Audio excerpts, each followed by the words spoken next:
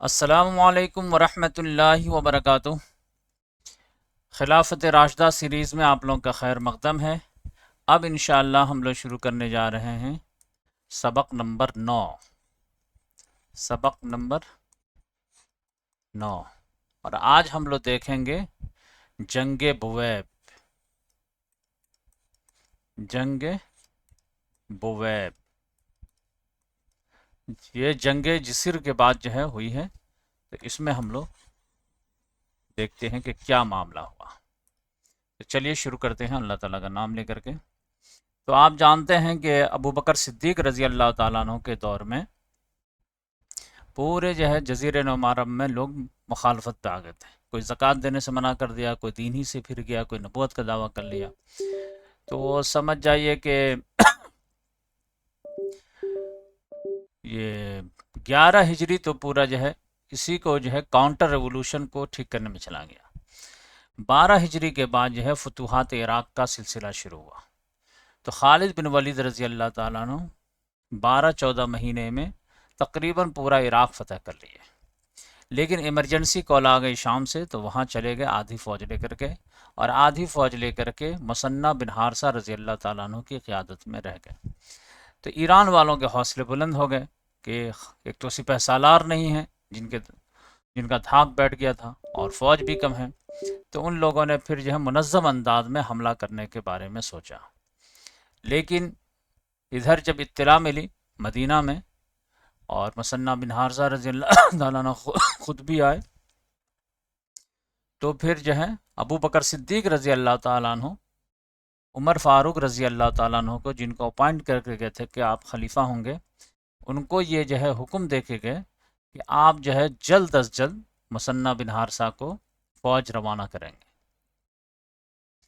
تو حضرت عمر رضی اللہ تعالیٰ عنہ خلیفہ اول کے مشورے کے مطابق فوج روانہ کے مثنہ بن حارثہ کے، اور ان کے لیے جو قائد جو منتخب کیے وہ کیا نام تھا ان کا؟ ابو عبید بن مسعود ثقفی۔ ان کی قیادت میں معاملہ ہوا۔ تو ان کی قیادت میں کئی جنگ جیتے، جنگ نمارق وغیرہ، لیکن پھر ایک شکست ہوئی کس میں؟ جنگ جسر میں، جو ہم لوگ کل جنگ دیکھے تھے۔ اس میں یہی معاملہ ہوا کہ جو ہے لوکیشن کے بارے میں تھوڑا سا جو ہے وہ احتیاط نہیں کیا گیا، جس کی وجہ سے وہ ایرانیوں کی جو ہے اسٹریٹجی کام آ گئی، اور جنگ جسر میں جو ہے مسلمانوں کے شدید نقصان ہوا، یعنی 4000 کے قریب جو ہے وہ فوجی جو ہے شہید ہو گیا، اور اتنے دنوں میں جو بھی جو ہے روب دبدبہ قائم کیے تھے وہ سب ختم ہو گیا، اور ایرانیوں کے حوصلے بلند ہو گئے، اور مسلمانوں کے حوصلے جو ہے تھوڑا سا پست ہو گئے۔ تو اس لحاظ سے جو ہے اب کیا کیا جائے؟ تو مثنہ بن حارثہ رضی اللہ تعالیٰ عنہ وہ ہمت ہارنے والوں میں سے نہیں تھے۔ انہوں نے پھر جو ہے خبر بھجوائی کہ یہ جو ہے، کیونکہ ابو عبید تو شہید ہو گئے تھے پورے خاندان سمیت ایک لحاظ سے، انہوں نے خبر بھجوائی عمر فاروق رضی اللہ تعالیٰ عنہ کہ یہ معاملہ ہوا ہے، ایک چھوٹی سی فوج میں بچا لیا ہوں، یعنی 12,000 میں سے 4,000 فوج ہے میرے پاس۔ تو حضرت عمر رضی اللہ تعالیٰ عنہ کو بہت تکلیف ہوئی، اور انہوں نے کہا کہ اننیسیسری جنگ کرنے کی ضرورت نہیں تھی، لوکیشن وغیرہ کو جو ہے خیال رکھنا چاہیے تھا۔ لیکن انہوں نے فوراً فوج روانہ کی اور حوصلہ بلند کیا کہ گھبرانے کی بات نہیں ہے، میں فوراً فوج بھیج رہا ہوں، اور جو ہے کنفرنٹ جاری رکھو۔ تو 2 قبیلے والوں کو تیار کیے، قبیلے رباب اور قبیلے بجیلہ، ان دونوں کو جو ہے تیار کیے، تو یہ دونوں گئے۔ تو اس کے جو ہے سپہ سالار تھے، سمجھے کہ عصمہ بن عبداللہ، اور قبیلہ بجیلہ کے تھے عبداللہ بن بجلی، جریر بن عبداللہ بجلی، جریر بن عبداللہ، دونوں عبداللہ کے بیٹے ہیں، لیکن یہ بجلی جو ہے یہ قبیلہ بجیلہ کے تھے، اس لیے بجلی کہا جاتا ہے۔ تو یہ دونوں جا رہے تھے، تو جیسے اطلاع ملی مثنہ بن حارثہ رضی اللہ تعالیٰ عنہ کو، تو تھوڑے سے جو ہے وہ خوش ہو گیا، مستعد ہو گئے۔ ادھر ایران میں کیا تھا کہ ان لوگوں کو جو جنگ کی خوشخبری ملی کہ جنگ جسر میں ہم لوگ جو ہے کافی ڈیفیٹ دیے، اور مسلمانوں کو 4000 سے لے کر کے 6000 تک فنا کر دیے، لیکن ان لوگوں کو غم بھی تھا اور ملال بھی تھا۔ وہ یہ کہ پوری فوج کو ختم کیوں نہیں کیے، یعنی اتنا موقع کیوں دیے کہ پھر وہ لوگ پل تیار کر لیے اور پھر جو ہے 4000 بچ کے بھی چلے گئے اور جو بھاگ کے چلے گئے وہ بھی تو شامل ہی ہو جائیں گے۔ تو ان لوگوں کو افسوس بھی تھا، تو ان لوگوں نے پھر فوج کی تیاری کی کہ یہ مسٹیک ہو گیا، جیت تو ہوئی لیکن ادھوری ہے۔ ایک بڑی فوج لے کر کے وہ لوگ روانہ ہوئے ادھر سے، اور اس بار جو ہے ان لوگوں نے قیادت دیا، رستم ہی کے ذمہ تھا یہ پورا معاملہ۔ رستم، اس نے جو ہے مہران نام کا ایک سپہ سالار مقرر کیا اور اس کو جو ہے سمجھے کہ لشکر جرار دے کر کے بھیجے کہ جاؤ اور فنا کر کے آؤ۔ اور یہاں پر جو تھی وہ ملکہ جو تھی وہ کون تھی؟ بوران دخت۔ رستم کے ذریعے سے پورے حکومت چلا رہی تھی۔ مثنہ بن حارثہ رضی اللہ تعالیٰ عنہ کو جب اطلاع ملی ہے کہ مہران جو ہے وہ لے کر کے آ رہا ہے ایک لشکر جرار، تو یہ جو ہے ہمت کے ساتھ جو آگے بڑھ کے کنفرنٹ کیا۔ اب بولے کہ اب جو ہے کہاں پہ؟ بویب میں جو ہے مقابلہ کروں گا۔ تو یہ سمجھے کہ جنگ جسر جو ہے یہ تو ہیرا کے پاس، اور جنگ بفیر جو ہے یہ سمجھ جائیے کہ نجف کے پاس ہوا ہے، آج کے دور کی بات اگر کی جائے تو وہ فوج لے کر کے آگے بڑھے۔ ابھی میں نقشہ وغیرہ دکھاتا ہوں۔ اور نیچے سے جو ہے مدینہ سے جو آ رہے تھے قبیلہ رباب اور قبیلہ جو ہے ان کے بجیلہ کے، تو عبداللہ جریر بن عبداللہ بجلی کو بھی بولے اور ان کو بھی بولے کہ آپ ادھر سے آئیے اور آپ ادھر سے آئیے اور سب لوگ جو ہے بویب پہنچیے، اب میں آگے بڑھتا ہوں۔ تو تینوں فوج جو ہے دھیرے دھیرے وہاں پہ پہنچ گئی، یعنی بویب ایک نہر ہے وہاں پہ۔ تو یہ سمجھ جائیے کہ فرات جو ہے وہ ایسے ندی بہتا ہے، اور ادھر سے جو ہے کٹ کر کے ایک بویب نہر ہے، اور ادھر سے جو ہے یہ پہنچ گئے۔ مثنہ بن حارثہ بولے، اور جریر بن عبداللہ کو بولے کہ آپ ادھر سے بھی یہاں پہنچیے، اور ان کو بولے عاصمہ بن عبداللہ کو کہ آپ ادھر سے ادھر آ جائیے۔ تو یہ تینوں فوج آ گئی۔ اب اوپر سے مدائن سے جو ہے اس کی فوج آئی، مہران کی، ایرانیوں کی فوج۔ تو اب یہاں پر یہ فوج لے کے ہیں، تو یہ فوج یہاں پہ ہے۔ اس نے کہا کہ آپ آ جاؤ ادھر فرات کے پار۔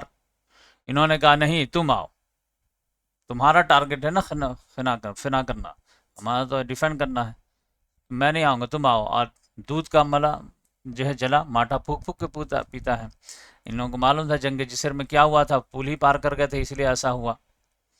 تو اس لحاظ سے انہوں نے کہا، وہ لوگ جو ہے جیت کے نشے میں تھے دم، انہوں نے کہا کیا فرق پڑتا ہے، چلو ہم ہی آ جاتے ہیں۔ تو وہ مہران جو ہے وہ ادھر فوج لے کر کے آ گیا۔ تو اب یہ ہے کہ یہاں پر جو ہے یہ نہر بویب ہے اور یہ دجلے فرات ہے، یہاں پر جو ہے سمجھے کہ میدان سجا ہے۔ تو ادھر سے بھی 3 سپہ سالار، ادھر سے بھی 3 سپہ سالار، اور یہ جنگ ہوئی۔ تھوڑا میں نقشہ دکھا دیتا ہوں تو پھر آپ لوگوں کو سمجھ میں بات زیادہ آئے گی۔ اس کو میں پہلے مٹا دیتا ہوں۔ تو یہ سمجھے کہ جنگ جسر کا تھوڑا سا نقشہ میں وعدہ کیا تھا تو میں دکھا نہیں پایا تھا۔ تو یہ سمجھے کہ باروسما، باقسیہ، بابل، یہ دیکھیے بابل، سور جرجیا، یہ کربلا کے پاس ہی ایسا ہوا ہے۔ تو یہاں پہ دیکھیے جنگ جسر میں ایسے پھنس گئے تھے مسلمان۔ یہ دیکھیے جسر ہے نا پل، یہ پل توڑ دیا گیا تھا۔ تو یہ اسلامی لشکر ہے یہاں پہ، تو ادھر جو ہے فرات ہے اور ادھر ایک جو ہے نہر نیل جا رہے تھے، اس میں مسلمان اتر آئے تھے پل کے پاس سے، اور ادھر جو ہے فارس کا لشکر ادھر سے آ گیا تھا۔ تو ادھر جو ہے وہ پس کے رہ گئے تھے، جو پچھلی ویڈیو میں بتایا آپ کو۔ تو یہ ایک آئیڈیا دے دیا میں آپ کو۔ اب دیکھیے آگے جنگ بویب کا جو نقشہ تھا وہ کیا تھا، یہ دیکھیے یہاں سے جو ہے مثنہ بن حارثہ رضی اللہ تعالیٰ عنہ فوج لے کر کے روانہ ہوئے، اور یہاں سے، اور یہ جو ہے جریر بن عبداللہ، یہ قاسیہ یہاں پہ جنگ ہوگی اس کے بعد۔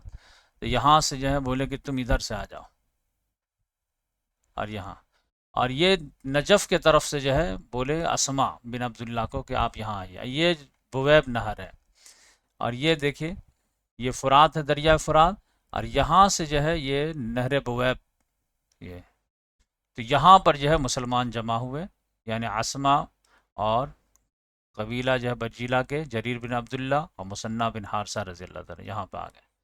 اب اوپر سے جو ہے مدائن سے فارس کا لشکر آ رہا تھا، اور یہ جو ہے پل ہے، یہاں سے ان لوگوں نے کہا کہ پہلے آ جاؤ، انہوں نے کہا نہیں تم آ جاؤ، تو یہ لوگ یہاں سے آ گئے، اور یہاں پر جو ہے سمجھے کہ کنفرنٹ ہوگا، تو کنفرنٹ میں دیکھیے یہ تو اس طرح میدان سجا ہے، یہ پل ہے، یہ نہر بویب ہے، اور یہ دجلہ فرات ہے۔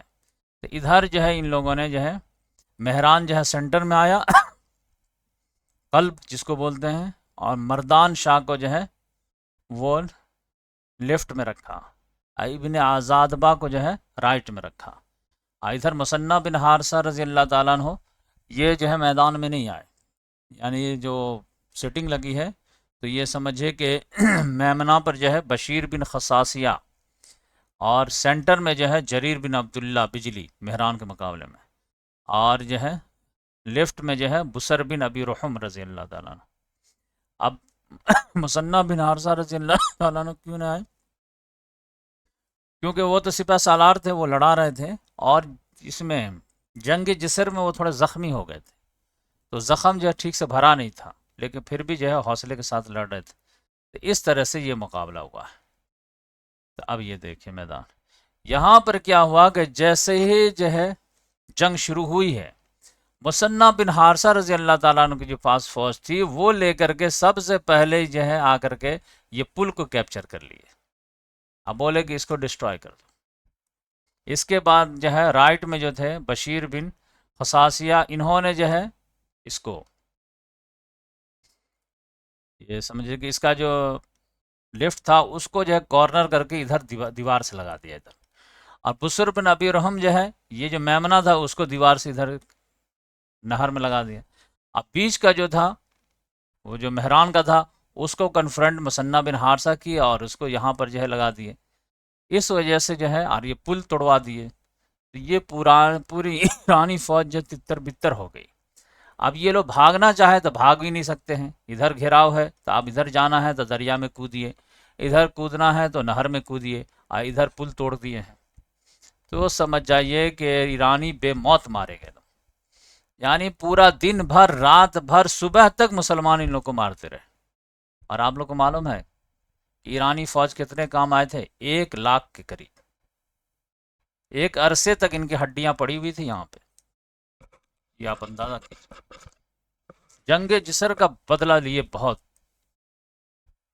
یہ خبر جب پہنچی ہے ایران مدائن تو کوہرام مچ گیا ہے، اس کے بعد جو ہے میں ابھی بتاتا ہوں، اس پر ہی بس نہیں کیے، مثنہ بن حارثہ رضی اللہ تعالیٰ عنہ کی جو سب سے بڑی مہارت تھی وہ چھاپا مار گوریلا وار، کوئی اسٹرائک کر کے نکل آتے تھے، تو اب یہ ان کا حوصلہ اتنا بلند ہو گیا، اور چکمہ دینے میں بہت علم و حکمت والے تھے، تدبر والے تھے۔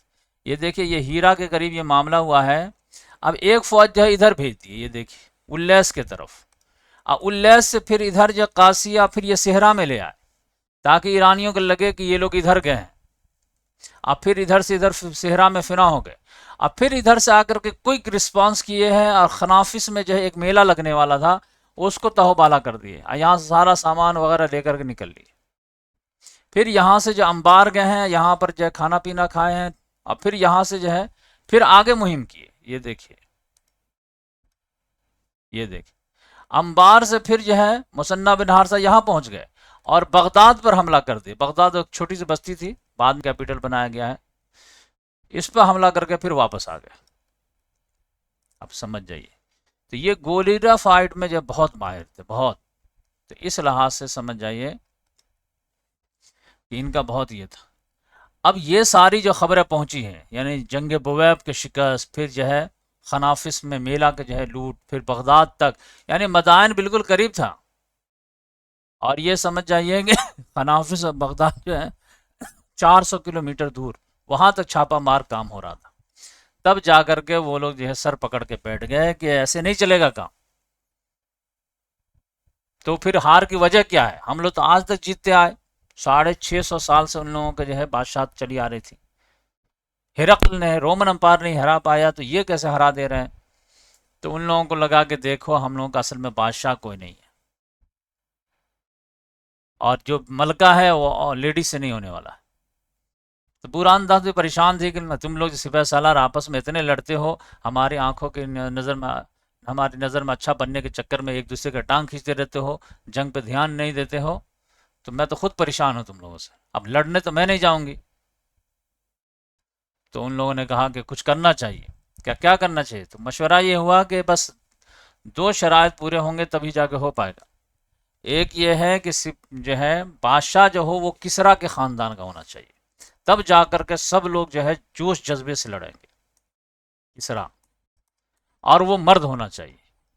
آپ کسریٰ کے خاندان سے تو ہیں لیکن آپ مرد نہیں، اور آپ سے پہلے جو تھا وہ مرد تھا لیکن کسریٰ کے خاندان سے نہیں تھا، اور کسریٰ کے خاندان میں کوئی ہے نہیں جس کو بنایا جائے۔ جیسے راہل گاندھی کے جو والد تھے راجیو گاندھی، ان کا جب اسیسینیشن ہو گیا تھا 1989 وغیرہ میں، تو اس کے بعد جو ہے کانگریس کے لیے پرابلم آ گیا تھا 1990 اور جو ہے 2004 تک، کہ کانگریس کو ریوائیو کرنا کیسے کرنا ہے، سب لوگ آپسی میں لڑتے تھے، کیا گاندھی فیملی سے ایک آدمی ہونا چاہیے۔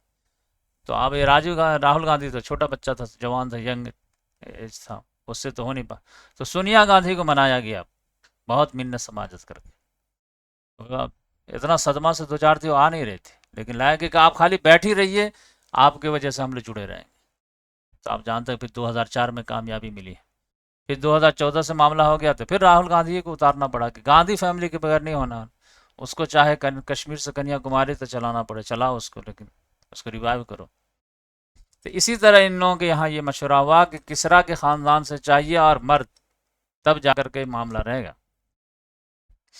تو ان لوگوں نے کہا کہ کسریٰ میں سے تو کوئی مرد بچا ہی نہیں ہے، کیونکہ خسرو پرویز کا جو بیٹا تھا ارد شیر، یہ شیرویا، اس نے کیا کیا تھا، باپ کو قتل کر دیا تھا اور اس کی ساری اولاد کو قتل کر دیا تھا، تاکہ نہ رہے بانس نہ بجے بانسری، ہمارے کوئی جو ہے مخالفت نہ کرے۔ لیکن اتفاق سے کہ 9 مہینہ کے بعد وہ خود مر گیا تھا۔ تو اسی میں سے ایک عورت تھی جو خسرو پرویز کی بہو تھی یا بیوی تھی، وہ جو ہے چھوٹے سے بچے کو لے کر کے بھاگ گئی تھی۔ اب چھوٹے سا بچہ جو ہے وہ 10 سال کا بھی رہا، 8-9 سال کا جو بھی، اس کو لے کے بھاگ گئی تھی کہ یہ جو ہے شیرویا جو ہے مار دے گا سب کو۔ تو کسی نے پتہ لگایا کہ ایک بچہ ہے جو ابھی 21 سال کا ہے، وہ اپنا جو ہے شناخت چھپائے پھرتا ہے تاکہ ہم پتہ نہ چلے اور ہم گمنامی کی زندگی میں رہیں گے۔ اس طرح لڑائی جھگڑا میں ہمیں پڑنا ہی نہیں ہے کہ جو بھائی بھائی کو قتل کرے، چچا بھتیجے کو قتل کرے۔ لیکن جب مصیبت پڑی تو اس کو پکڑ کے لایا گیا، امین نے سماج کر کے کہا کہ تاج پر قبول کر لو نہیں تو کسریٰ ہی ختم ہو جائے گا۔ تب اس نے کہا کہ ٹھیک ہے کہ ہم قبول کرتے ہیں۔ اس کا نام تھا یزدگرد، یہ آخری کسریٰ ہے یہ انشاءاللہ، یزد گرد ہے لیکن گرد اچھا لگتا ہے بولنا، یزدگرد، اس کو جو ہے بنا دیا گیا۔ اور پھر رستم کو کہا گیا کہ اب تم تیار ہو جاؤ، میں بھی تیار تو تم بھی تیار۔ رستم بھی کہا اب ہم لوگ فائٹ کرتے ہیں، اب بران دست کے نظر میں اچھا بننے کے چکر ہے ہی نہیں، چلیے اب فائنل لڑتے ہیں، اب ہم لوگ بھی تیار ہوتے ہیں۔ رستم نے اب تیار کیا لاؤ لشکر، ایک بہت بڑا، یعنی 2 لاکھ کے قریب 2 لاکھ کا لشکر تیار۔ اور پھر جا کر کے جو ہے عرب قبائل جو عراق میں جو ہے وہ ان لوگوں سے جو ہے متنفر ہو گئے تھے اور مسلمانوں کے فیور میں آ گئے تھے، سب کو جا کر کے دھمکی امکی دے دیا تاکہ بغاوت کر دو تم لوگ۔ وہ لوگ رستم سے ڈر گئے، سب لوگ بغاوت کر دیے۔ مثنہ بن حارثہ رضی اللہ تعالیٰ عنہ چھوٹی سی فوج لیے ہوئے تھے، 4000 فوج تھی، 2000 قبیلہ بجیلہ وغیرہ کی آئی تھی، 7-8 ہزار فوج تھی۔ تو ہر جگہ بغاوت بغاوت بغاوت، پورا عراق میں بغاوت ہو گئی۔ تو پھر انہوں نے خط لکھا عمر فاروق رضی اللہ تعالیٰ عنہ کو کہ یہ تو پورا عراق ہی باغی ہو گیا ہے، اب پورا ایران کنسولیڈیٹ ہو گیا ہے، وہاں پہ ایک نیا بادشاہ آ گیا ہے اور نئے جوش و خروش کے ساتھ 2 لاکھ کی فوج تیار کر رہے ہیں، کیا کیا جائے؟ انہوں نے کہا ٹینشن نہیں لینے کا، میں بھی زندہ ہوں۔ انہوں نے کہا کہ ان لوگوں نے اپنے شہزادے اتارے ہیں تو ہم بھی اپنے شہزادے اتاریں گے۔ پورے عرب جزیرہ معرب میں کہے کہ خاندان کا بہترین افراد جمع ہو جائے مدینہ میں۔ ابھی میں دکھاؤں گا نقشہ کل انشاءاللہ، یا جب قاسیہ کی جنگ بتاؤں گا، پورے خاندان سے چیدہ چیدہ افراد کو جو ہے تیار کیا، اور اس کے بعد جو ہے پہلے حج کا زمانہ آ گیا، بولے میں حج کر کے آتا ہوں، حج کر کے آئے تو پورا سارا قبیلہ جمع تھا ایک دم، تقریباً 30,000 کا لشکر جمع ہوا۔